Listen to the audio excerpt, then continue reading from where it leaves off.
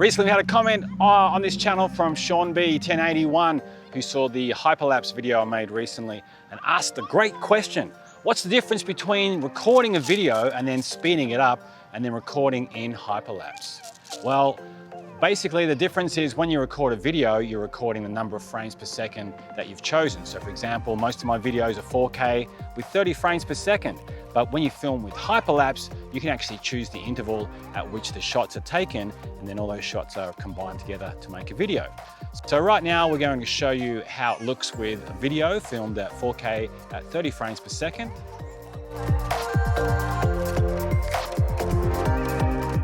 And now we're going to film the same route. We're going to take the same route and we're going to film with Hyperlapse, taking a photograph every 2 seconds.